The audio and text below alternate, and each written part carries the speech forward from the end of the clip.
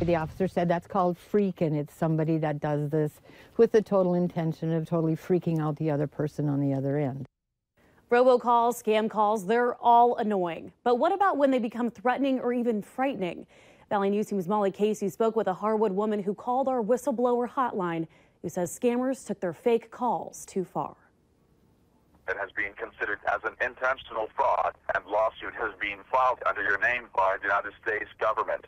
That's just part of the nearly 30-second-long message left on Joe McCleary's phone this week, threatening her with legal action. And it seemed too well timed with the December 7th Medicare enrollment deadline. My first reaction was, wow, I'm glad I didn't call back. McCleary says she doesn't know how scammers got her number, but she's worried she isn't the only one. What if they do this to somebody else? You know, I have an 86-year-old mother. What if she gets a call like that? But this isn't the first time McCleary has been targeted by scammers. This time last year, the Cass County Sheriff showed up at her home after scammers stole her phone number and left terrifying messages for her sons. He explained to me that my youngest son had gotten a voicemail message from me saying I was going to commit suicide. McCleary's sons live out of state and had called in a wellness check on her.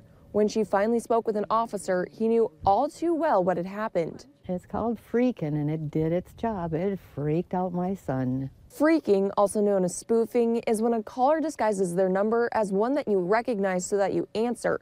And McCleary hopes someday someone finds a way to prevent those and other threatening scam calls.